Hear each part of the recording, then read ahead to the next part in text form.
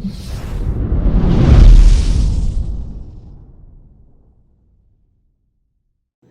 అండి, అందరూ ఎలా ఉన్నారు? బాగున్నారా? నేను బాగున్నానండి.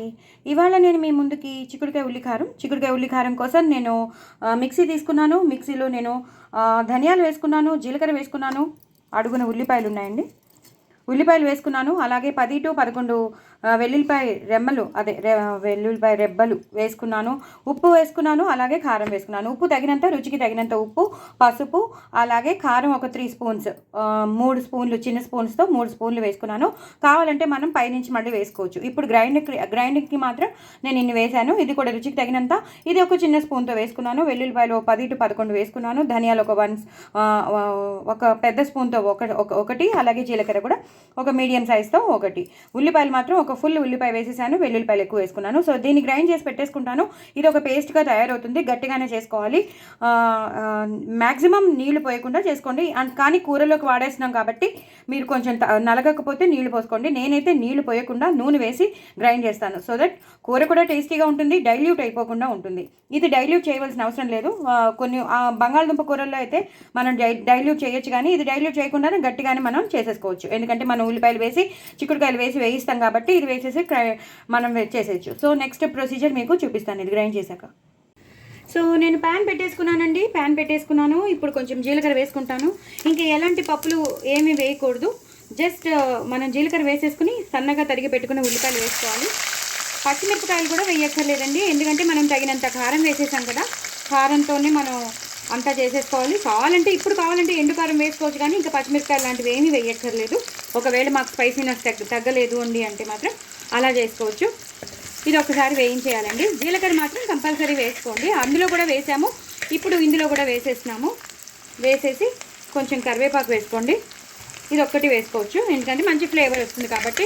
ఎప్పుడైతే ఉల్లిపాయలతో కరివేపాకు వేగుతుందో మంచి ఫ్లేవర్ వస్తుంది. కూర కూడా మంచి ఫ్లేవర్ పట్టేస్తుంది కాబట్టి నేను కరివేపాకు వేసుకోమంటున్నాను. అలాగే కొంచెం పసుపు వేసుకోండి. ఇంకా అల్లం వెల్లుల్లి పేస్ట్ కూడా వేయవలసిన అవసరం లేదు, ఎందుకంటే మనం వెల్లుల్లిపాయలు వేసేసాం కాబట్టి. ఇవి బాగా వేగిపోయాయండి. ఇప్పుడు నేను తరిగి పెట్టుకున్న చిక్కుడుకాయ ముక్కలు వేసేస్తాను.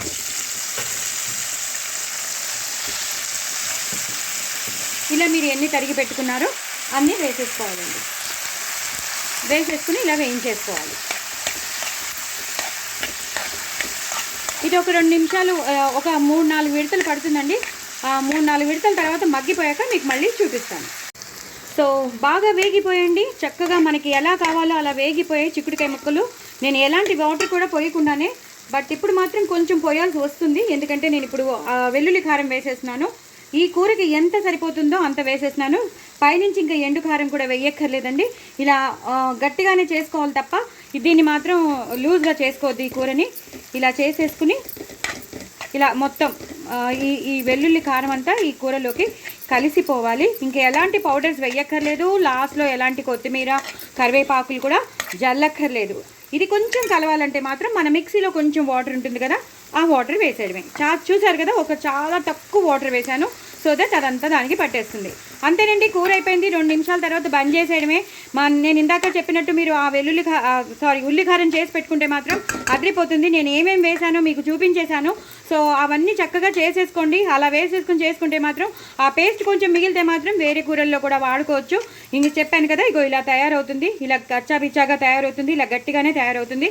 ఒక్క చుక్క నీరు కూడా పోయలేదు. నీరు పోయకుండా కావాలంటే మీరు నూనె వేసేసి చేసుకోవచ్చు, గ్రైండ్ చేసుకోవచ్చు. నాకైతే అసలు నూనె కూడా పడలేదు. ఆ ఉల్లిపాయల్లో ఉన్న వాటర్తోనే అది మంచిగా గ్రైండ్ అయిపోయింది.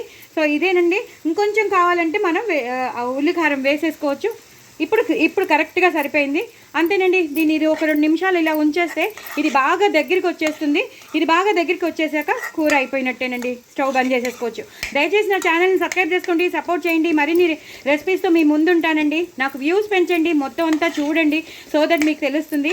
ఓకేనా అండి? నా ఛానల్ మాత్రం ప్రమోట్ చేయండి, సపోర్ట్ చేయండి. ఇంతకన్నా నేను ఇంకేం అడగలేను. ఓకేనా? మీరు నా ఫ్రెండ్స్ కాబట్టి అడుగుతున్నాను.